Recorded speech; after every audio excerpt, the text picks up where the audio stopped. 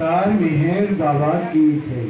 मातृश्री मेहर गायत्री देवी समेत सद्गुरु श्री मेहर चैतन्य जी महाराज की जय। పెద్దల నుంచి వచ్చినటువంటి బాబా ప్రేమిక బృందం భజనలు సంకీర్తనలో మెహర్ బాబాను మన హృదయానికి అద్దేలాగా మనలో ఉన్న బాబా జాగ్రత్త అయ్యేలాగా సంకీర్తన ఆలాపించారు. చాలా సంతోషం. మధ్యాహ్న కార్యక్రమం ప్రారంభించుకున్నాం. అదేవిధంగా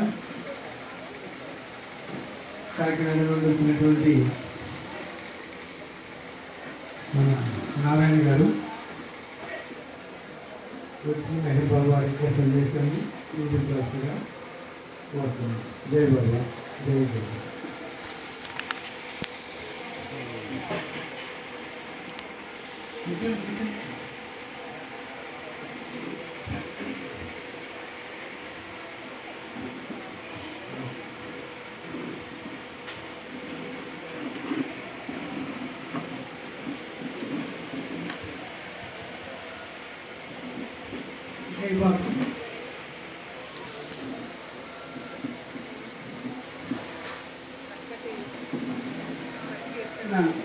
జరిగింది ఇప్పటి వరకు. బాబా అని ఆవిడ మా మదిని మురిపించవా అంటూ గానం చేశారు. మరి అలాగే తత్వములో కూడా మెహర్ బాబా వారు మనకి అంతటి చక్కటి అవగాహన ఇవ్వాలని కోరుకుంటూ, ముందుగా నిజాత్మస్వరూపులైనటువంటి గురుదేవులకు నమస్కరిస్తూ మెహర్ బాబా వారికి ప్రణమిలుతూ ఈ కార్యక్రమాన్ని ప్రారంభించుకుంటున్నాను. యుగావతారుడైనటువంటి మెహర్ బాబా వారు ఆయన యుగావతారుడే కాదు, ప్రేమావతారుడు, మౌనావతారుడు. ఆయన ప్రేమికులందరికీ కూడా చక్కటి అవకాశాలు ఇచ్చేవారు. ఒక్కొక్క సందర్భంలో ఆయన ఇష్టాగోష్ఠి కార్యక్రమాలు నిర్వహించేవారంటే ఆయన ఒక ప్రశ్న అడిగేవారు. ఆ ప్రశ్నని వచ్చేటువంటి జవాబాలు ప్రేమికులు చెప్పమనేవారు.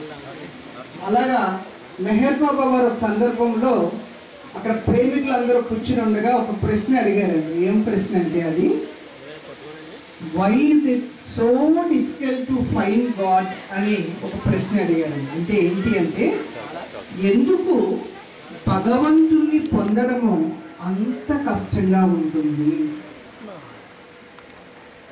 భగవంతుని ఎందుకు పొందలేకపోతున్నారు, ఎందుకు భగవంతుణ్ణి పొందడం అనేటువంటిది అంత కష్టసాధ్యంగా మనందరికీ ఎదురవుతుంది అని ప్రశ్నించారండి మెహర్ బాబా వారు. అప్పుడు అందరినీ కూడా ఎవరికి తెలిసిన వారి అవగాహన తెలియచేయమన్నారు.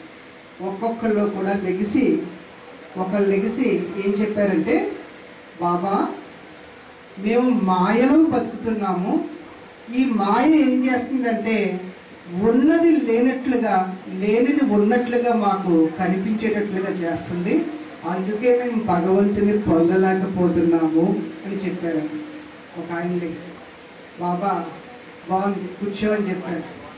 తర్వాత ఇంకో వ్యక్తి లెగిసారండి, బాబా మేము సంస్కారాలతో కొట్టుకుని వెళ్ళిపోతూ ఉన్నాము, ఎక్కడ చూసినా సంస్కారాలు మమ్మల్ని బంధించేస్తున్నాయి, బాధించేస్తున్నాయి, అందుకని మేము భగవంతుడిని పొందలేకపోతున్నాము అని చెప్పాను.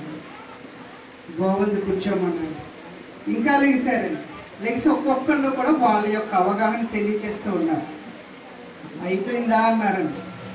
ఇంకా అందరూ కూడా పూర్తయిపోయింది, వాళ్ళ అవగాహన అంతా పూర్తయిపోయింది. తర్వాత బాబా నేను చెప్పమంటారా అని అడిగారు. బాబా సైకిల్తోటే చెప్పేవారు. బాబా తెలియజేశారంట. ఏం చెప్పారంటే, నువ్వు ఏదైనా పొందాలి అంటే ఫస్ట్ అది నీ దగ్గర ఉండకూడదు కదా. నువ్వు ఏదైనా పొందాలి అంటే, ఒక వస్తువు పొందాలి అంటే ఆ వస్తువును నువ్వు పోగొట్టుకోవాలి. అసలు నువ్వు భగవంతుని ఎప్పుడు పోగొట్టుకున్నావని పొందడానికి? భగవంతుడు ఎప్పుడు నీతోనే ఉన్నాడు కదా, నువ్వెప్పుడు భగవంతుడితోనే ఉన్నావు కదా, మరి కొత్తగా పొందడం ఏంటి? భగవంతుడు నీకు అన్యంగా ఎక్కడ ఉన్నాడు? నీలోనే ఉన్నాడు, నువ్వు ఆయనతోటే ఉన్నావు, మరి ఆయన కొత్తగా పొందడం ఏంటి? ఎందుకు పొందలేకపోతున్నారు అంటే ఆయన మీరు ఎక్కడో ఉన్నాడు అనుకుంటున్నారు, ఆయన నీలో ఉన్నాడని గ్రహించలేకపోతున్నారు అని చెప్తారు మెహర్ బాబా. బాబా అంటారు, నేను నువ్వు వేరు కాదు, ఒక్కటే అని తెలియజేస్తారు. ఆయన మనము వేరు కాదంట, ఒక్కటే అని తెలియజేస్తారు. బాబా అంటారు, నేను భగవంతుణ్ణి అనేటువంటి ఎరుక నాకుంది, మీరు భగవత్ స్వరూపులు అనేటువంటి ఎరుక మీకు ఉండడం లేదు, ఆ ఎరుక మీకు కావాలి అంటారు. అంటే ఏమిటి అంటే, నేను పరమాత్మ స్వరూపుణ్ణి, మీరు కూడా పరమాత్మ స్వరూపులే, ఎరుక లేనటువంటి పరమాత్మ స్వరూపులు అని తెలియజేస్తారు మెహర్ బాబా గారు. మనకి ఎరుక లేదు అని తెలియజేస్తారు. మరి ఎరుక ఎందుకు ఉండడం లేదు అంటే, భగవంతుడి గురించి మనకి సరైనటువంటి అవగాహన లేక, భగవంతుడు అంటే మనకి ఎవరో తెలియకపోవడం వల్ల ఎరుక ఉండడం లేదా? ఎందుకు ఈ ఎరుక మనకు ఉండడం లేదు అని మనం ఒకసారి ప్రశ్నించుకున్నట్లయితే, భగవంతుడి యొక్క తత్వం గురించి గురుదేవులు ఒక చిన్న కథ చెప్పారండి. ఏంటంటే, భగవంతుడి గురించి తెలుసుకోవాలని నలుగురు వ్యక్తులు, వాళ్ళని బ్రహ్మ మానస పుత్రులు అంటారండి. వాళ్ళని బ్రహ్మగారి యొక్క కుమారులు అంటారు. వాళ్ళ నలుగురు కూడా భగవంతుడి గురించి తెలుసుకోవాలని, ఆత్మతత్వాన్ని వాళ్ళ జీవితాల్లో వ్యక్తం చేసుకోవాలని వాళ్ళ తండ్రి అయినటువంటి బ్రహ్మగారి దగ్గరికి వెళ్ళి భగవంతుడి గురించి, భగవంతుడి యొక్క తత్వం గురించి, భగవంతుడి వ్యక్తం చేసుకోవడం గురించి అన్నీ తెలియజేయమంటారంట. బ్రహ్మగారు చక్కగా తెలియజేస్తారంట, అన్నీ తెలియజేస్తారంట.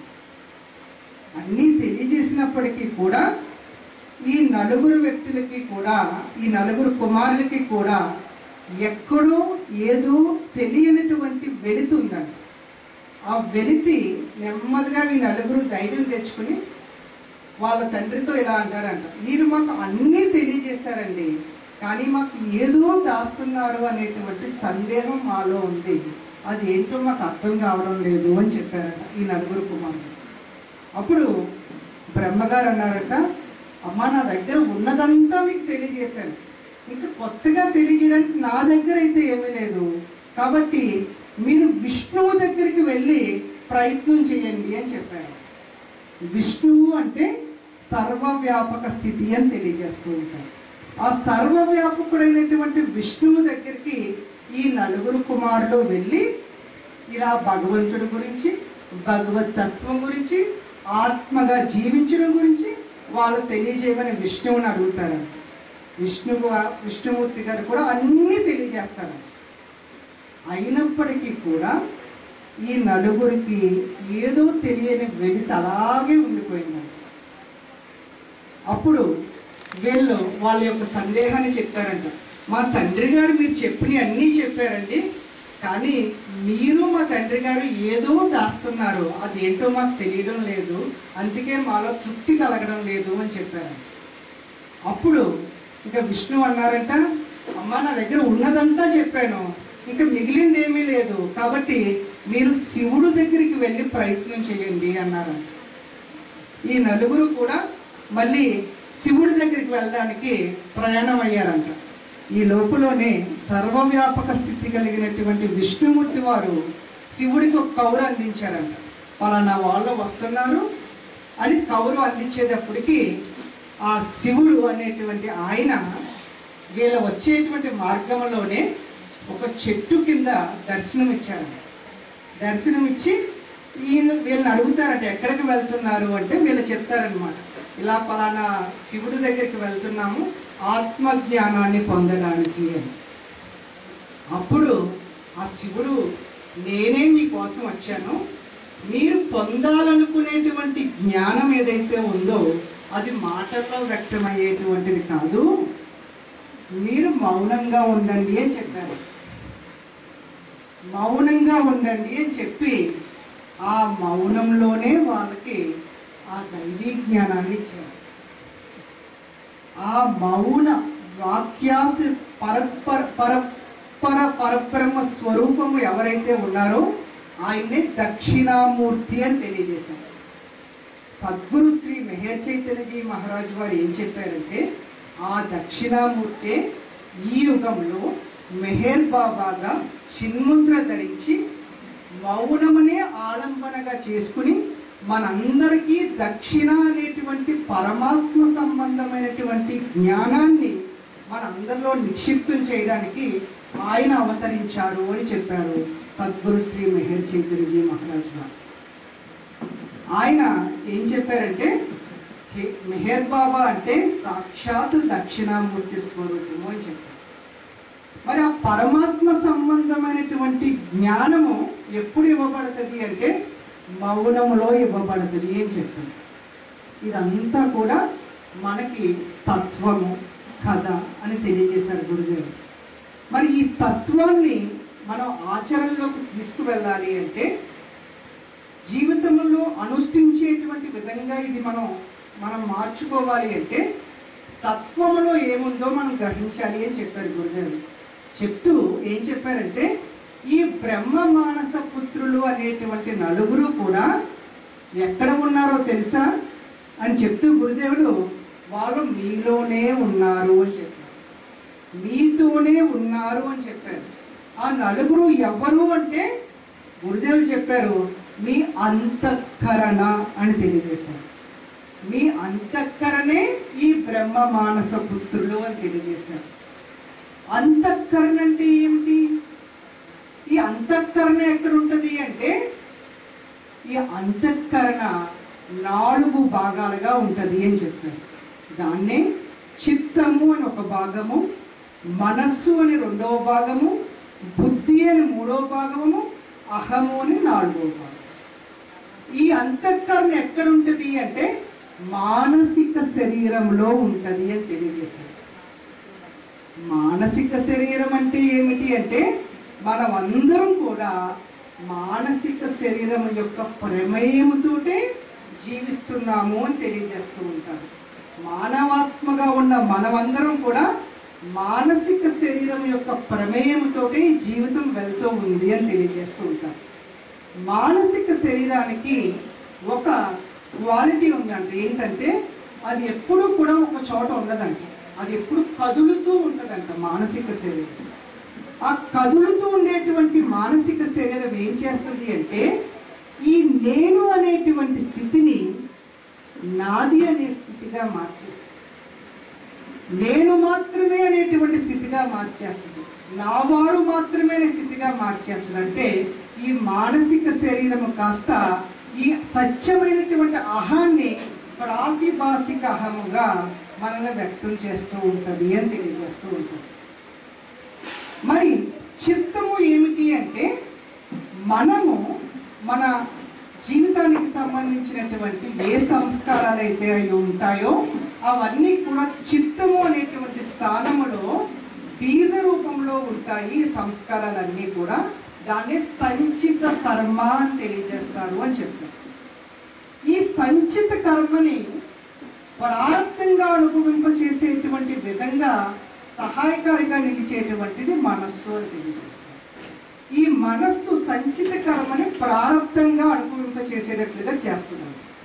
ప్రారంభం ఏం చేస్తుంది అంటే అది ఎప్పుడైతే విడిచిపెట్టబడిందో ప్రారంభ కర్మ అది మరొక కర్మకి దారితీస్తుంది. దాన్ని ఆగామి కర్మ అని తెలియజేస్తూ ఉంటారు. ఈ ఆగామి కర్మ ఏం చేస్తుంది అంటే ఈ కర్మ జన్మకి కారణమవుతుంది అని చెప్తారు. ఈ జన్మ మరొక కర్మకి కారణమవుతుంది అని చెప్తారు. అంటే మన జీవితం ఎలా జీవింపబడుతుంది అంటే కర్మ తర్వాత జన్మ, జన్మ తర్వాత కర్మ, కర్మ జన్మ, జన్మ కర్మ, ఈ విధంగా ఒక సైకిల్లో మనం కొట్టుకుపోతున్నాము అని తెలియజేస్తూ ఉంటాం. మరి ఇలా కొట్టుకుని పోకుండా జీవించాలి అంటే ఏమిటి మార్గము అంటే మన అంతఃకరణ పరిశుద్ధం అవ్వాలి అంటారు. అంటే యోగ శాస్త్రంలో పతంజలి మహర్షి వారు ఒక శ్లోకం చెప్తారు. చిత్త వృత్తి నిరోధ అని చెప్తారు. అంటే చిత్తములో ఉన్నటువంటి వృత్తి ఏదైతే ఉందో, సంస్కారం ఏదైతే ఉందో దాన్ని నిరోధించుకోవాలి అని తెలియజేస్తారు. మరి ఆ చిత్తములో ఉన్నటువంటి వృత్తి ఎక్కడి నుంచి వచ్చింది మనకి? చిత్తములో సంస్కారాలు ఉన్నాయి, అవ్యక్తంగా ఉన్నాయి, బీజ రూపంలో ఉన్నాయి. అవన్నీ ఎక్కడి నుంచి వచ్చినాయి మనకి? ఎలాగ వచ్చినాయి మనకి? వాటిని ఎలా నిరోధించుకోవాలి? ఎరుకతో ఎలా జీవించాలి అనేటువంటి ప్రశ్న వేసుకుంటే, చిత్తములో ఉన్నటువంటి వృత్తిని నిరోధించుకోవడానికి మనకి గురుదేవులు మెహర్ బాబా ఇచ్చినటువంటి సాధన ఏమిటి అంటే ధ్యానము అని తెలియజేశారు. ధ్యానము ద్వారానే నీ చిత్తములో ఉన్నటువంటి సంస్కారాలని నువ్వు ఎరుకతో గుర్తించి రహితపరుచుకోగలవు అని తెలియజేస్తారు. ఏ ధ్యానము ద్వారా? దైవీ ప్రణాళిక అనేటువంటి ధ్యానము ద్వారా అని తెలియజేస్తారు. ధ్యానము ద్వారానే నీ అంతఃకరణ పరిశుద్ధం అవ్వగలదు అని చెప్తారు. ఎందుకంటే ధ్యానము ద్వారానే నువ్వు ఏ సహాయం అయితే ఆయన నుంచి వాంఛిస్తున్నావో, ఆయన నుంచి నువ్వు కోరుకుంటున్నావో, ఆ సహాయము ధ్యానములోనే ఇవ్వబడుతుంది అని తెలియజేస్తారు. ధ్యానముకి అంత ప్రాముఖ్యత ఇచ్చారు, ప్రాధాన్యత ఇచ్చారు. ధ్యానము చెయ్యాలి అంటే అంతఃకరణ, ఈ మనసుతో ఉన్నటువంటి అంతఃకరణ పరిశుద్ధం చేసుకోవాలి అంటే ఇంకొకటి ఏం చెప్పారంటే, ముళ్ళుని ముళ్ళుతోటే తీయాలి. కాబట్టి మనస్సులో ఉన్నటువంటి సంస్కారాన్ని మనస్సు చేతే దాన్ని తొలగించుకోవాలి. అందుకనే నువ్వు ధ్యాన వస్తువు మనస్సుతో చేయడం ప్రారంభించమని తెలియజేశాను. మనకిచ్చినటువంటి ధ్యాన వస్తువు దైవీ ప్రణాళిక ధ్యానం. అది ఏం చెప్పారంటే, ప్రప్రథమంగా ఒక సూచన ఇచ్చారు మనందరికీ కూడా. సూచన ఏమిచ్చారంటే సోహం అనేటువంటి ఒక సూచన ఇచ్చారు. ఆ సూచన ద్వారా ధ్యానము ప్రారంభించమని చెప్పారు.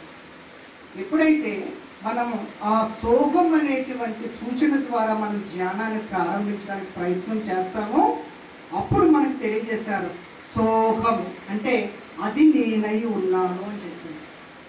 అది అంటే ఏమిటి? ఆత్మనై ఉన్నాను అని చెప్పారు. ఎప్పుడు ఆత్మనై ఉన్నాము అని చెప్పారు? శరీరము కానటువంటి స్థితిలో, శరీరానికి ఆధారంగా ఉన్నటువంటి ప్రాణము కానటువంటి స్థితిలో, ప్రాణానికి సైతం ఉనికినిచ్చేటువంటి మనస్సు కానటువంటి స్థితిలో మనం ఆత్మలై ఉన్నాము అని తెలియజేశాం. మరి శరీరం ఎవరిది అంటే ఆత్మదే, ప్రాణం ఎవరిది అంటే ఆత్మదే, మనస్సు ఎవరిది అంటే ఆత్మదే. ఇది ఆత్మ యొక్క ఉపకరణములు అని తెలియజేశారు.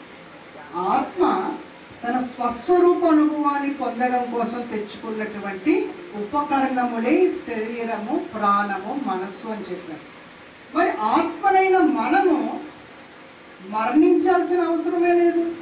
ఎందుకంటే ఆత్మ శాశ్వతము అని తెలియజేస్తారు. ఆత్మనైన మనము జన్మించాల్సినటువంటి అవసరమే లేదు.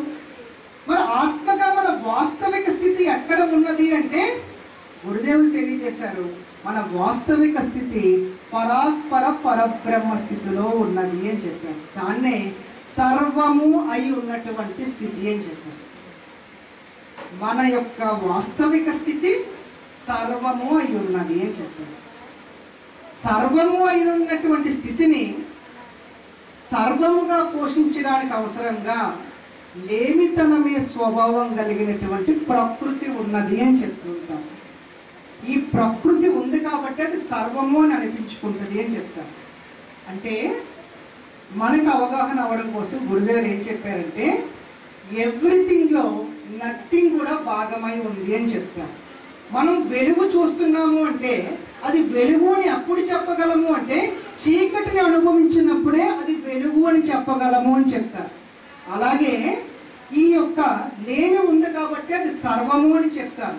ఈ లేమి భగవంతుడిలో ఎలా ఉంది అంటే, ఒక పాల క్యానులో మనం నీళ్లు వేసినట్లయితే పాలు ఎంత శాతం ఉన్నాయి, నీళ్ళు ఎంత శాతం ఉన్నాయి అని ఎప్పుడే తెలుసుకోగలమండి? ఒక మీటర్ అందులో పెట్టినప్పుడు పాలు ఎంత శాతం ఉంది, నీళ్ళు ఎంత శాతం ఉంది అని చెప్పగలం. అలాగే సర్వములో కూడా ఈ లేమి భాగమై ఉంది అని చెప్తారు. ఈ సర్వము అయినటువంటి భగవంతుడికి 3 స్థితులు ఉన్నాయంట. ఆ 3 స్థితుల్ని ఇచ్ఛాశక్తి, జ్ఞానశక్తి, క్రియాశక్తి అనేటువంటి 3 స్థితులు ఉన్నాయంట.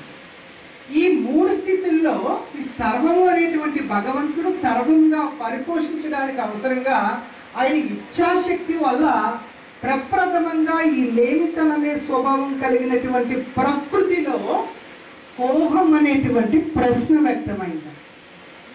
ఈ ప్రశ్న వ్యక్తమైన వెంటనే సమాధానం ఇవ్వడం కోసం భగవంతుల్లోనే నిక్షిప్తంగా ఉన్నటువంటి చైతన్యం వ్యక్తమై సోహం అనేటువంటి జవాబు ఇచ్చింది. సోహం అనేటువంటి జవాబు అది నేనై ఉన్నాను, నేను భగవంతుడినై ఉన్నాను అని చెప్పారు. మరి మనం ఇక్కడ ఇలా కూర్చుని ఉన్నాం అనుకోండి, ఎవరన్నా వెంటనే పిలిస్తే మనం పలుకుతాం. అలాగే సోహం అనేటువంటి జవాబు కూడా భగవంతుడికి అని భగవంతుడు తెలుసు, సర్వములో ఉన్నటువంటి భగవంతుడు. ఆ జవాబు అక్కడ పరిపూర్తి అయిపోయింది. కానీ ఈ లేమికి ఎరుక లేదు. ఏ విధంగా నేను భగవంతుడినై ఉన్నాను అనేటువంటి ఎరుక ఈ లేమికి లేదు. అందుకొరకు ఒక్కటై ఉన్నటువంటి చైతన్యం, సర్వవ్యాపకమై ఉన్నటువంటి చైతన్యము విముఖంగా వ్యక్తమై ఈ యొక్క కోహం అనేటువంటి ప్రశ్నకి సమాధానం తెలుసుకోవడం కోసం అనంత అచైతన్యంగా వ్యక్తమైంది అని తెలియజేశారు. ఈ అనంత అచైతన్యంగా వ్యక్తమైనటువంటి ఈ చైతన్యానికి ఒక కదలిక ఇవ్వడానికి, ఒక ప్రేరణ ఇవ్వడానికి భగవంతుల్లోనే ఉన్నటువంటి శక్తి విముఖంగా వ్యక్తమై ఆద్యశక్తిగా వ్యక్తమై ఈ అనంత చైతన్యముతో ప్రేరణ చేసి మనకి పంచతత్వాలుగా వ్యక్తమైంది అని తెలియజేస్తూ ఉంటారు. పంచతత్వాలు అనేటువంటిది మనకి అందరికీ తెలిసినటువంటిది. ఏంటంటే ఆకాశము, వాయువు, అగ్ని, జలము, పృథ్వీ. ఇవి తత్వాలుగా వ్యక్తమైనవి అంట. ఈ తత్వాలుగా వ్యక్తమైనటువంటివన్నీ కూడా ఈ పంచతత్వాలు ఒక్కొక్కటి 2 భాగాలుగా విభజింపబడినవంట.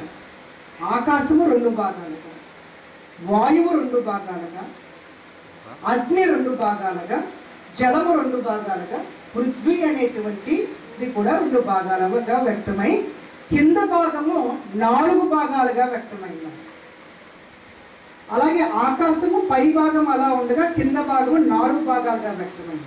అలాగే వాయువు పై భాగం అలా ఉండగా కింద భాగము 4 భాగాలుగా వ్యక్తమైంది. అలాగే ప్రతి తత్వము కూడా 4 భాగాలుగా వ్యక్తమై ఈ 4 కలిసి ఆ పై భాగముతో కలిసి పంచీకరణ జరిగేటప్పటికీ పంచభూతాలుగా వ్యక్తమైనవంటివన్నీ కూడా పంచభూతాలుగా వ్యక్తమైనవంటి. ఇవంతా ఎందుకు చెప్పుకుంటున్నాం మనము అంటే, మనలో ఉన్నటువంటి సంచిత కర్మని ఎరుకుతో గుర్తించి రహితపరుచుకోవలసినటువంటి అవసరాన్ని పురస్కరించుకొని ఇదంతా మనం చెప్పుకుంటున్నాం. అంటే ఈ సంచిత కర్మ ఎక్కడి నుంచి తెచ్చుకున్నాము అనేటువంటిది మనకు ఒక బ్యాక్గ్రౌండ్ తెలిస్తే అప్పుడు మనం ఈ సంచిత కర్మను రహితపరుచుకునే అవకాశం ఉంటుంది. కాబట్టి ఇదంతా చెప్పుకుంటున్నాం.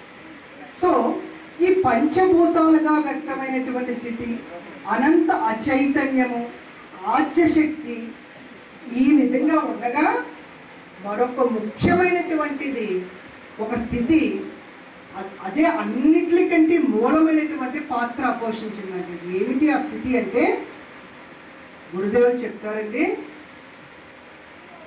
శక్తి చైతన్యము కలిసినటువంటి ఒక అద్వితీయమైనటువంటి స్థితి ఒకటి వ్యక్తమైంది. ఆ స్థితిని చైత్య పురుషుడు అని తెలియజేశారండి. చైత్య పురుషుడు. చైత్య పురుషుడు అంటే ఎవరు అంటే, శక్తి అంటే శక్త అంటే శక్తి కాదు, చైతన్యమా అంటే చైతన్యము కాదు. మరి ఆ 2 కలిసినటువంటి స్థితి చైత్య పురుషుని యొక్క స్థితి అని తెలియజేశారు. మన యొక్క ప్రయాణం అంతా కూడా, ఈ పరిణామంలో జరిగినటువంటి ప్రయాణం అంతా కూడా ఈ చైత్య పురుషుని యొక్క కనుసన్నల్లోనే, ఆయన యొక్క మార్గదర్శకత్వంలోనే జరిగింది అని తెలియజేస్తారు. చైత్య పురుషుడి యొక్క మార్గదర్శకత్వంలోనే మన ఆత్మ యొక్క ప్రయాణం. ఏ ఆత్మ యొక్క ప్రయాణము? నేను ఏది కాదో తెలుసుకోవడం కోసం, అనుభవపూర్వకంగా తెలుసుకోవడం కోసం చేసినటువంటి ప్రయాణం అంతా కూడా చైత్య పురుషుని యొక్క మార్గదర్శకత్వంలోనే జరిగింది అని తెలియజేస్తాను. ఎప్పుడైతే ఈ పంచభూతాలు వ్యక్తమైనవో అప్పుడు భగవంతుడి యొక్క సర్వమైనటువంటి భగవంతుడి యొక్క సచిదానంద స్థితి ఏదైతే ఉంటుందో ఆ సచిదానంద స్థితి యొక్క ఛాయగా ఓం అనేటువంటి సృష్టి బిందువు వ్యక్తమైంది అని తెలియజేస్తాను. ఓం అంటే ఏమిటి అంటే అనంత సత్య జ్ఞాన ఆనంద స్వరూపుడైనటువంటి భగవంతుడి యొక్క ఛాయగా వ్యక్తమైనటువంటి స్థితిగా తెలియజేస్తాను. ఓం ఎలా వ్యక్తమైంది అంటారంటే 3 గుణాలతో వ్యక్తమైంది అంటారు. ఆ 3 గుణాలని సత్వగుణము, రజోగుణము, తమో గుణము అని తెలియజేస్తారు. 3 గుణాలే కాకుండా 3 అవస్థలుగా వ్యక్తమైంది అంటారు. ఏమిటి ఆ అవస్థలు అంటే వేకువ, స్వప్న, సుషుప్తి అని తెలియజేస్తారు. 3 అవస్థలే కాకుండా శరీర ప్రాణ మనస్సులతో కూడినటువంటి భౌతిక సూక్ష్మ మానసిక స్థితితో వ్యక్తమైనటువంటి ద్వారము, సృష్టి ద్వారము ఈ ఓంగా తెలియజేస్తారు. ఓం అనేటువంటి ప్రణవాక్షరము అకార ఉకార మకారాత్మకంగా, సత్వ రజ తమో గుణాత్మకంగా, వేకువ స్వప్న సుషుప్తావస్థలుగా, భౌతిక సూక్ష్మ మానసిక స్థితులుగా వ్యక్తమైనటువంటి ఈ ఓం ద్వారా ఈ యొక్క పంచభూతాలు అన్నీ కూడా ఈ ఓం ద్వారా ఈ అనంత అచైతన్యము, ఈ అనంత అచైతన్యానికి ఆధారంగా ఉన్నటువంటి అనంత దైవీ చైతన్యము ఇవన్నీ కూడా ఈ ఓం ద్వారా ప్రసరింపబడినవి అని తెలియజేస్తారు. ఎప్పుడైతే ఓం ద్వారా ప్రసరింపబడినవో అప్పుడు జీవిగా వ్యక్తమయ్యామంట. జీవిగా అప్పుడు వ్యక్తమయ్యామంట. ఆ జీవే ప్రప్రథమంగా వాయు ఉపాధిని ధరించిందంట, తర్వాత జల ఉపాధిని ధరించిందంట, దాని తర్వాత అన్నిటికంటే ముఖ్యమైనటువంటి ప్రధానమైనటువంటి ఉపాధి శిలా ఉపాధిని ధరించింది అంటారు. ఈ శిలా ఉపాధి ఎవరు ధరించారు అంటే మన ఆత్మే ధరించింది. ఈ శిలా ఉపాధిని మన ఆత్మే ధరించింది. ఎప్పుడైతే శిలా ఉపాధిని ఈ ఆత్మ ధరించిందో శిలలో ఒక స్వభావం ఉంటుందంట. ఏంటి ఆ స్వభావము అంటే కఠినంగా వ్యక్తమయ్యేటువంటి స్వభావము శిలలో ఉంటుందంట. మరి మనం ఎలా ఉన్నాము అంటే మానవుడిగా ఉన్నాం. శిలలో ఎలా ఉన్నాము అంటే స్వల్ప చైతన్యముతో ఉన్నామంట. రాతిగా మనం స్వల్ప చైతన్యంతో ఉన్నామంట. ఈ స్వల్ప చైతన్యం ఎలా వ్యక్తమైంది అంటే మనకి ఏం చెప్తారు అంటే స్వల్ప చైతన్యమైనటువంటి శిలా ఉపాధి మనకి ఎలా, ఈ శిలా ఉపాధి మనకి ఎలా వ్యక్తమైంది అంటే స్వల్ప చైతన్యంతో ఉన్నటువంటి శిలా ఉపాధిలో భౌతిక శరీర నిర్మాణం జరిగింది, కానీ సూక్ష్మ శరీర నిర్మాణము, మానసిక శరీర నిర్మాణము అవ్యక్తంగా ఉన్నాయంటే ఇంకా వ్యక్తమై లేవు. శిల ఉపాధి కఠినత్వాన్ని వ్యక్తం చేస్తూ ఉంటుంది అని తెలియజేస్తూ ఉంటారు. ఈ శిలను మనం చూసినట్లయితే అనేక శిలలు మనకు కనిపిస్తూ ఉంటాయి. పాలరాతి అనేటువంటిది ఒక శిల, గ్రానైట్ అనేటువంటిది ఒక శిల, మనం ఇళ్లలో రాళ్ళగా వేసుకుంటుంటాం చూడండి, ఇవన్నీ కూడా శిలలే. ఈ శిల కూడా రూపాంతరం చెందుతూ కఠినంగా వ్యవహరించేటువంటి శిల మృదువుగా మారిందంట, మృదు స్వభావంగా మారిందంట. ఈ మృదు స్వభావమే మనం చెప్తూ ఉంటారు లైమ్ స్టోన్ అని చెప్తూ ఉంటారు, దాన్ని శుద్ధ రాయి అని తెలియజేస్తుంటారు. మనం వాడుతూ ఉంటారు, ఇంట్లో ఆడవాళ్ళు శుద్ధ వాడుతూ ఉంటారు. అంటే కఠినంగా ఉన్నటువంటి ఈ శిల రూపాంతరం చెందుతూ తన ఉపాధిని మార్చుకుంటూ మృదువుగా మారిందంట. ఇది స్వల్ప చైతన్యం కలిగినటువంటి శిల ఉపాధి. మరి మానవుడు అంటే పూర్తి చైతన్యం కలిగినటువంటి వ్యక్తి. మరి మనం ఎందుకు మృదువుగా వ్యవహరించలేకపోతున్నాం? మనం ఎందుకు మృదువుగా వ్యక్తం కాలేకపోతున్నాం? ఎవరినైనా మనల్ని బాధ పెట్టకుండా మృదువుగా మాట్లాడాలి అని చెప్తారు గురుదేవులు. మరి మనం ఎందుకు ఒక్కొక్కసారి కఠినంగా వ్యవహరిస్తూ ఉన్నాం? కాబట్టి శిలా స్వల్ప చైతన్యం కలిగినటువంటి శిలా ఉపాధి తన స్వభావాన్ని మార్చుకున్నప్పుడు మనం ఎందుకు మార్చుకోలేకపోతున్నాం అనేటువంటి ఆలోచన చెయ్యాలి అని చెప్తారు సద్గురుదేవులు. ఇలా శిలా ఉపాధి తన సంస్కారాలను ప్రోగు చేసుకున్నటువంటి సంస్కారాలన్నీ కూడా జారిపోకుండా ఒక గట్టి ముడి వేసుకున్నామంట. ఆ ముడిని పీఠముడి అని తెలియజేశారు. పీఠముడి వేసుకుని ఆ సంస్కారాల ద్వారా పెరిగినటువంటి చైతన్యం ఈ శిల ఉపాధిలో అనుభవించడానికి మనకి సరిపడినప్పుడు శిల ఉపాధిలోనే లోహ ఉపాధిని నిర్మాణం చేసుకుని చైత్య పురుషుడి యొక్క సహాయముతో లోహ ఉపాధిని మనం ధరించాము అని తెలియజేస్తాం. అంటే మన ఆత్మ ఎలా ప్రయాణం చేసింది అంటే, జీవిగా ప్రారంభమైనటువంటి ఈ ఆత్మ శిల ఉపాధిని ధరించి శిలలో సంస్కారాలను ప్రోగు చేసుకుని సంస్కారాలని జారిపోకుండా గట్టిగా ఒక ముడి వేసుకుని చైత్య పురుషుని యొక్క సహాయంతో లోహ ఉపాధిని ధరించామంట. అంటే మన ఆత్మ లోహము అని తెలియజేస్తూ ఉంటారు. లోహము కూడా కఠినత్వాన్ని వ్యవహరించేటువంటి ఉపాధి అని తెలియజేస్తారు. ఇది కూడా కఠినంగానే ఉంటుందండి. అయినప్పటికీ కూడా లోహ ఉపాధి కూడా రూపాంతరము చెందుతూ, లోహాలు మన అందరికీ తెలిసినటువంటివి. రాగి అనేటువంటిది లోహం, వెండి అనేటువంటిది లోహం, బంగారం అనేటువంటిది లోహం, ఐరన్ అనేటువంటిది లోహం. ఇవన్నీ కూడా లోహాలే. ఈ లోహాలు కూడా రూపాంతరం చెందుతూ మనం చూస్తూ ఉంటాం. ఈ బంగారాన్ని కొన్నిసార్లు యాసిడ్లో వేస్తూ ఉంటాం. అంటే మనకు కావలసినటువంటి వస్తువుగా తయారు చేయడానికి ఈ బంగారాన్ని కొడుతూ ఉంటారు, యాసిడ్లో వేస్తూ ఉంటారు. అయినప్పటికీ ఆ బాధనంతా సహిస్తూ మనకి ఉపయోగపడాలని, పరోపకార స్థితి కలిగి ఉండాలని చక్కగా లోకం తన ఉపాధిని మార్చుకున్నాడు. గురుదేవులు అంటారు, మరి పూర్తి చైతన్యం కలిగినటువంటి మనము ఆ పరోపకార స్థితి ఎందుకు వ్యక్తం చేసుకోలేకపోతున్నాం? లోహమే తన యొక్క ఉపాధిని మార్చుకుని ఇతరులకు సహాయపడాలనేటువంటి క్వాలిటీ కలిగి ఉంది కదా, మనం ఎందుకు ఆ విధంగా వ్యవహరించలేకపోతున్నాం? ఈ లోహ ఉపాధి చేసేటువంటి పని పూర్తి చైతన్యం కలిగినటువంటి మానవుడిగా మనం ఎందుకు చేయలేకపోతున్నాం అనే ఆలోచన చేయండి అని తెలియజేస్తున్నారు. మరి లోహ ఉపాధి కూడా సంస్కారాలన్నీ ప్రోగు చేసుకున్నటువంటి సంస్కారాలన్నీ జారిపోకుండా ఒక గట్టి పీఠముడి వేసుకుని, ఈ సంస్కారాలు పెరగడం ద్వారా వికసించినటువంటి చైతన్యం లోహ ఉపాధి అనుభవించడానికి సరిపడినప్పుడు తర్వాత ఉపాధి అయినటువంటి వృక్ష ఉపాధిని నిర్మాణం చేసుకుని వచ్చామంట. అంటే మన ఉపాధి వృక్షముగా మనము వ్యక్తమయ్యామంట. ఎలా వ్యక్తమయ్యాం? చైత్య పురుషుని యొక్క సహాయము. పరిణామక్రమం అంతా కూడా చైత్య పురుషుని యొక్క కనుసన్నల్లో జరిగింది. చైత్య పురుషుడి యొక్క కనుసన్నల్లోనే ప్రయాణం అంతా జరిగింది, క్రమంగా జరిగింది అని చెప్తూ ఉంటారండి గురుదేవుడు.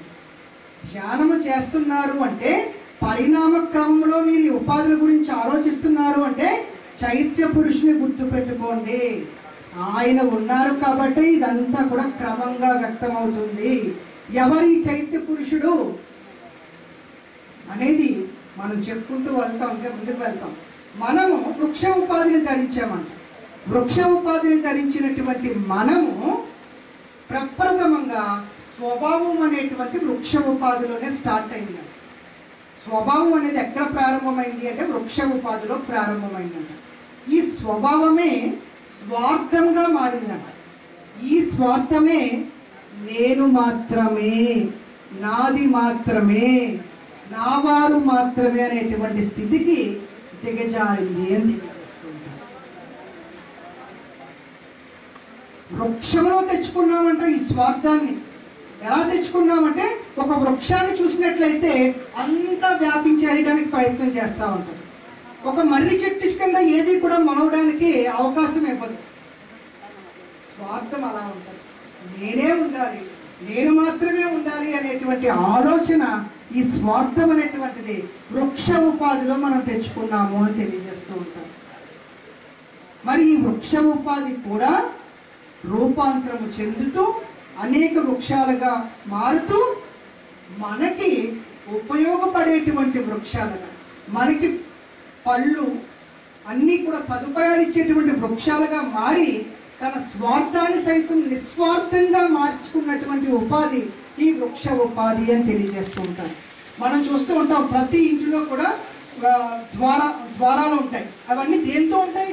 వృక్షాలతోటే మనం తయారు చేసుకుంటాం, చెట్లతోటే మనం తయారు చేసుకుంటూ ఉంటాం. అంటే తన తన ఉనికిని ఇతరులకు ఉపయోగపడడానికి వృక్ష ఉపాధి అన్నిటినీ కూడా ఇచ్చేస్తూ ఉంటారు. మరి పూర్తి చైతన్యం కలిగినటువంటి మానవుడిగా ఉన్న మనము వృక్షమే ఇతరుల కోసం జీవిస్తున్నప్పుడు మనం ఎందుకు జీవించలేకపోతున్నాము అనేటువంటి ఆలోచన చేయమని తెలియజేస్తూ ఉంటారు సద్గురువులు. సో వృక్ష ఉపాధి కూడా తన యొక్క పరిణామాన్ని మార్చుకుంది. వృక్షంలో సంస్కారాన్ని ప్రోగు చేస్తుంది. వృక్షము కదలాలి అనేటువంటి కోరిక తనలో ఉంది. అది నెమ్మదిగా సంస్కారాన్ని ప్రోగు చేసుకుని అవి జారిపోకుండా ఒక పీట కూడా వేసుకుని ఆ వృక్ష సంబంధమైనటువంటి సంస్కారాలతో కలిగినటువంటి చైతన్యం ఏదైతే ఉందో అది వృక్ష ఉపాధిలో అనుభవించడానికి సరిపడినప్పుడు తర్వాత ఉపాధి అయినటువంటి క్రిమికీటక ఉపాధిని నిర్మాణం చేసుకుని వచ్చారు. అంటే మన ఆత్మ క్రిమి కీటకాలుగా వ్యక్తమైంది అని తెలియజేస్తారు. ఎలా వ్యక్తమైంది? చైత్య పురుషుడి యొక్క సహాయం. చైత్య పురుషుడి యొక్క సహాయంతోనే పరిణామక్రమం అంతా కూడా జరిగింది. చైత్య పురుషుడి యొక్క సహాయంతో మనం క్రిమి కీటకాలుగా వ్యక్తమయ్యామండి. అనేకమైనటువంటి క్రిములు ఉంటూ ఉంటాయి, పాములు ఉంటూ ఉంటాయి. అవి ఎలా ఉంటే పాకుతూ ఉంటాయి. అవి పొట్టతో పాకుతూ ఉంటాయి. అనేక కాళ్ళు ఉంటూ ఉంటాయి, తేళ్ళు ఉంటాయి, జర్రులు ఉంటాయి, అనేక క్రిములు ఉంటూ ఉంటాయి. ఈ క్రిమిలో మనం తెచ్చుకున్నటువంటి స్వభావము, స్వార్థము అనేటువంటి స్వభావం క్రిమి కీటకాలలో పగ, ప్రతీకారం అనేటువంటి స్వభావంగా రూపాంతరం చెందింది. మనము చూస్తూ ఉంటాం. మనం మానవ ఉపాధి ధరించినప్పటికీ కూడా మనము ఇంకా క్రిమికీటక సంబంధమైనటువంటి స్వభావాలనే వ్యక్తం చేస్తూ ఉంటాం. పగలతో రగిలిపోతూ ఉంటాం. ప్రతీకారాలతో వాళ్ళు ఏదో చేసేద్దాం అన్నట్లుగా మనం వ్యవహరిస్తూ ఉంటాం. ఎందుకు వ్యక్తమైంది ఇదంతా అంటే అంతకుముందు మనం క్రిమికీటక ఉపాధిని ధరించి వచ్చాము. ఈ కీటకాలు కూడా తన యొక్క ఉపాధిని మార్చుకుంటూ అవి ఎలా వ్యక్తమైనవి అంటే చక్కటి మనకు తెలియజేస్తూ ఉంటారు. ఒక చీమలు చూసామంటే చీమలు ఎంత ఐక్యతగా వెళ్తూ ఉంటాయండి ఆహారం కోసం. అవి ఎంత లైన్లో నడుస్తూ ఉంటాయి. ఒక చీమకి అంత అవగాహన ఉన్నప్పుడు అంటే పూర్తిగా పెరిగిన చైతన్యం కలిగినటువంటి మానవుడైనటువంటి మనకి ఆ ఐక్యత, ఆ సఖ్యత ఎందుకు ఉండడం లేదు? చీమలోనే అంత ఐక్యత ఉన్నప్పుడు మనలో ఎందుకు ఉండడం లేదు? మనం ఇంకా పగని, ఆ ప్రతీకారాన్ని వ్యక్తం చేయవలసిందేనా? దాని నుంచి విడుదల అవ్వగలదా అనే ఆలోచన చేయమంటారు సద్గురువులు. మరి మనం చూసినట్లయితే ఎటువంటి సోమరితనం లేకుండా ఒక కందిరీగా అన్ని చోట్లకి వెళ్ళి తేలినంతా తీసుకొచ్చి ఒక చోట వ్యక్తం చేస్తూ ఉంటాం, అంటే ఒక చోట పెడతాం. మరి మనం కూడా అటువంటి విధంగా భగవంతుడి గురించి పరితపించి జీవించాలి అని తెలియజేస్తూ ఉంటాం. ఈ జీవితం సమర్థవంతంగా మనం జీవించినప్పుడే ఈ సంస్కారాలు అనేటువంటిది రహితపరుచుకోవచ్చు. సమర్థవంతంగా ఈ జీవితాన్ని జీవించినప్పుడే, నైపుణ్యంతో జీవించినప్పుడే ఈ సంస్కారం అనేటువంటి వృత్తిని రహితపరుచుకోవచ్చు అని చెప్తూ ఉంటాం.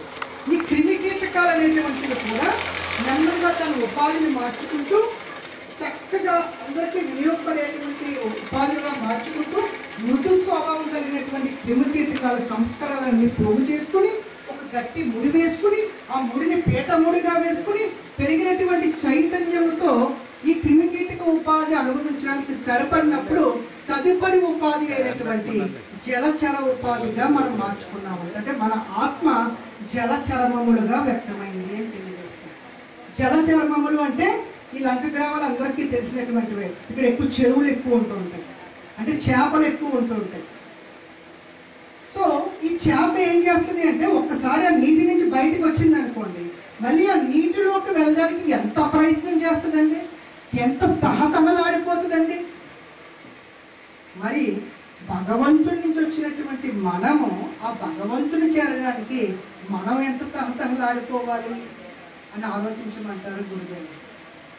మనం ఎంత తహతహలాడిపోవాలి మన స్వస్వరూప స్థితి చేరడానికి? చేపకే అలా ఉన్నప్పుడు మనం ఎందుకు ఆ విధంగా జీవించలేకపోతున్నాం?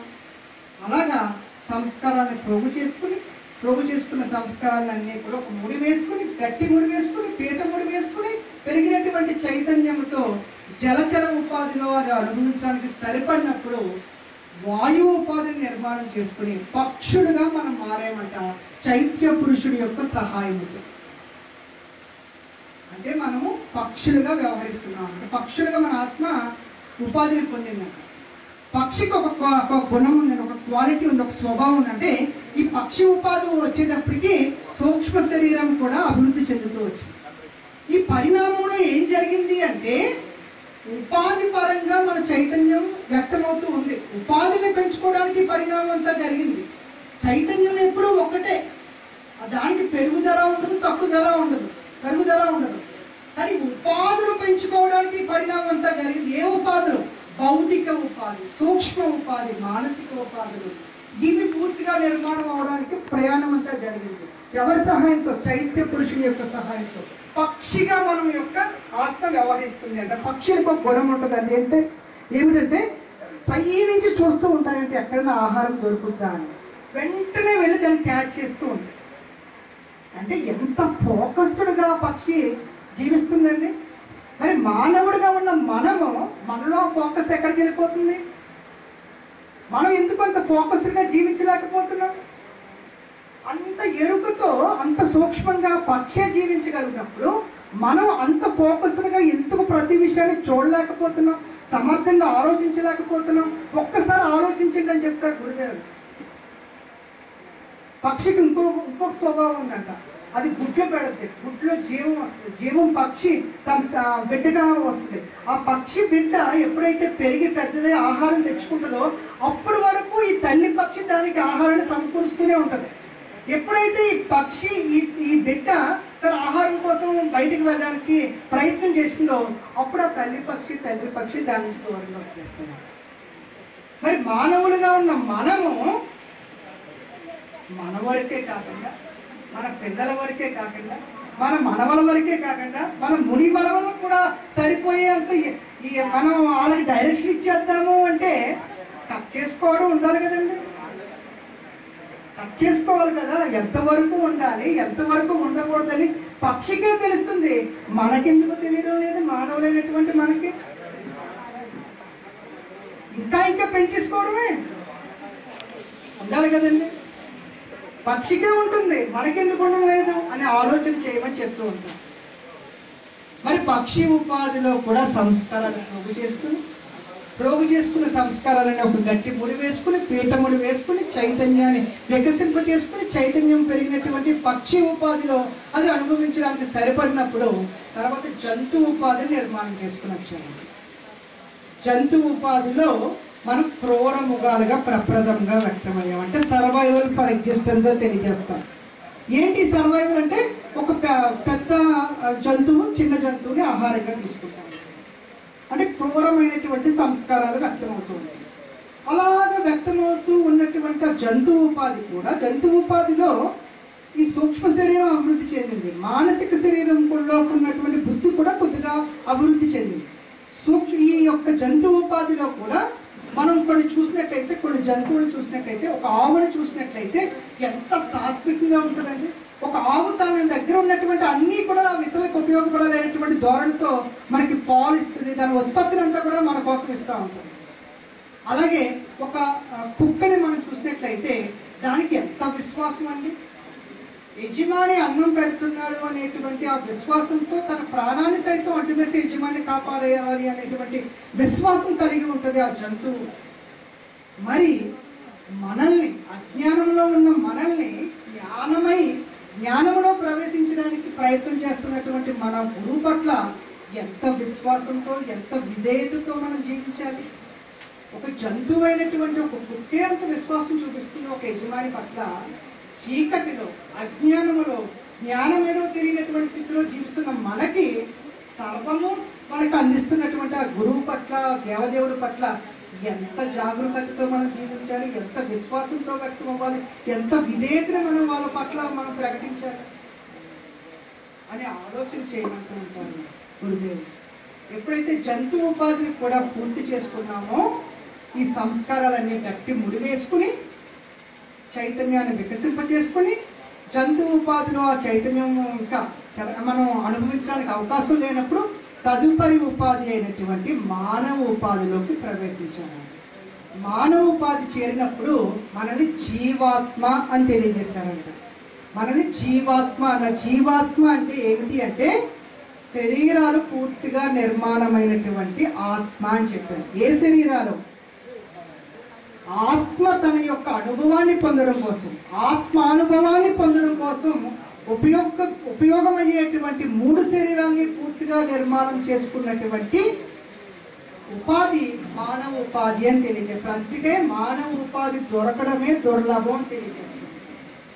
ఎక్కడో ఉన్నటువంటి దేవతలు కూడా మానవ ఉపాధి గురించి ఎదురు చూస్తూ ఉంటారంట. ఎందుకంటే మానవ ఉపాధిలోనే మన స్వస్వరూప స్థితిని తెలుసుకునే అవకాశం ఉంది అని చెప్తారు. అంటే మానవ ఉపాధిలో భౌతిక శరీరం పూర్తిగా నిర్మాణమైంది, సూక్ష్మ శరీరం పూర్తిగా నిర్మాణమైంది, మానసిక శరీరం పూర్తిగా నిర్మాణమైంది. ఈ మూడిట్లో నిర్మాణం అవడమే కాకుండా ఈ 3 స్థితుల్ని ఇప్పుడు దాకా మనం సంస్కారాలు ఎరుక లేకుండా వాటిని పరిణామ క్రమంలో వాటిని ఖర్చు పెడుతూ వచ్చాం. కానీ ఎరుకతో ఖర్చు పెట్టగలిగేటువంటి ఉపాధి ఏంటి అంటే మానవ ఉపాధి అని తెలియజేశారు. మానవ ఉపాధిలో ఎరుకతో ఖర్చు పెట్టగలిగేటువంటి సహాయము, సమర్థత మనకి ఎవరు ఇవ్వగలరు అంటే ఇప్పటి వరకు చెప్పుకున్నాం కదా, పరిణామ క్రమం అంతా కూడా చైత్య పురుషుడి యొక్క కనుసరణలో జరిగిందని. ఆ చైత్య పురుషుడు అవ్యక్తంగా ఉంటాడంట పరిణామ క్రమంలో. కానీ మానవ ఉపాధి ధరించిన తర్వాత ఆ చైత్య పురుషుడే సద్గురువుగా వ్యక్తమవుతాడంట. సద్గురువుగా వ్యక్తమై మానవ ఉపాధిలో ఉన్నటువంటి ఈ సంచిత కర్మని రహితపరచడానికి మనకు సహాయం చేస్తాడు. మన యొక్క ప్రయాణం అంతా కూడా సద్గురువు యొక్క కనుసరణలో జరుగుద్ది అని తెలియజేస్తారు. ఆ సద్గురువు అంతకుముందు అవ్యక్తంగా ఉన్నప్పుడు చైత్య పురుషుడు అని తెలియజేశారు. ఆయన వ్యక్తమైనప్పుడు సద్గురువు అని తెలియజేశారు. పునర్జన్మ ప్రక్రియ అంతా కూడా సద్గురువు యొక్క కనుసరణలో జరుగుద్ది అని తెలియజేశారు. అంటే సద్గురువే మన యొక్క సంస్కారాలని రహితపరచగలరు. ఎప్పుడు రహితపరచగలరు?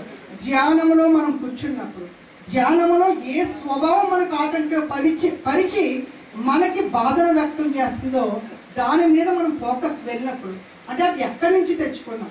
వృక్షములను తెచ్చుకున్నామా, క్రిమికీటకాదులని తెచ్చుకున్నామా, జలచరములని తెచ్చుకున్నామా, వాయు చర్మములను తెచ్చుకున్నామా, జంతువులని తెచ్చుకున్నామా, ఇది ఎక్కడి నుంచి తెచ్చుకున్నాం అనేటువంటి ఎరుక మనకు అక్కడికి వెళ్ళి, మనం ఎప్పుడైతే అక్కడి నుంచి తెచ్చుకున్నామనే ఎరుక అక్కడికి వెళ్ళినప్పుడు సద్గురువు మనలో ఉండి ఆ సంస్కారాన్ని అక్కడ రహితపరుస్తాడు అని తెలియజేస్తాడు. దాని ద్వారా చిత్తములో ఉన్నటువంటి వృత్తి ఏదైతే ఉందో అది నిరోధించబడుతుంది అని చెప్తారు. ఈ చిత్తవృత్తి ఎప్పుడైతే నిరోధించబడుతుందో అప్పుడు అంతఃకరణ పరిశుద్ధమవుతుంది అని చెప్తారు. అంటే సంచిత కర్మ పరిశుద్ధమవుతుంది అని తెలియజేస్తారు. ఎప్పుడు మనం ధ్యానములో చైత్య పురుషుని యొక్క సహాయముతో పరిణామ క్రమం, సద్గురు యొక్క సహాయంతో పునర్జన్మ ప్రక్రియలో మనం ధ్యానములో కూర్చున్నప్పుడు మనలో ఉన్నటువంటి గురువు, మనలో ఉన్నటువంటి సద్గురు మనకు సహాయాన్ని అందిస్తారు అని తెలియజేస్తారు. ఈ సద్గురు ఎప్పుడైతే మనకు సహాయాన్ని అందించారో అప్పుడు పరిపూర్ణంగా పెరిగినటువంటి ఈ చైతన్యము పరిపక్వతను పొందుద్ది అని తెలియజేస్తారు. పరిపూర్ణ చైతన్యం పరిపక్వ చైతన్యంగా మార్పు చెందుతాం. పరిపక్వ చైతన్యమే మనకి పరమాత్మ అనుభవాన్ని ఇస్తుంది అని తెలియజేస్తారు. పరిపూర్ణ చైతన్యం పరిపక్వ చైతన్యంగా మారుతుందంట. పరిపక్వ చైతన్యం పరమాత్మ అనుభవాన్ని ఇస్తుందంట. ఎటువంటి పరమాత్మ అనుభవం? ఎరుకుతో కూడినటువంటి పరమాత్మ అనుభవాన్ని ఇస్తుంది. ఆ విధంగా మనం ఆ పరమాత్మ అనుభవాన్ని ఎరుకుతో మనం పొందాలి అంటే ధ్యానము చెయ్యాలి అని మనకు తెలియజేస్తుంది. ధ్యానము చేయడం ద్వారా మన స్వభావాన్ని గుర్తిస్తాం, గుర్తించిన స్వభావాన్ని రహితపరుచుకోవడం ద్వారా సంచిత కర్మను తొలగించుకుంటాం, సంచిత కర్మ తొలగించుకోవడం ద్వారా సద్గురువు యొక్క అనుగ్రహానికి పాత్రులై ఆయన ఇచ్చేటువంటి ప్రజ్ఞను స్వీకరించి ఆధ్యాత్మికంగా పరమాత్మలో శివాత్మగా జీవించేటువంటి జీవన్ముక్త అనుభవాన్ని పొందుతాము అని తెలియజేస్తాను. మెహర్ బాబా అంటారు, you and I are not we, నేను నీవు వేరు కాదు, ఒక్కటే.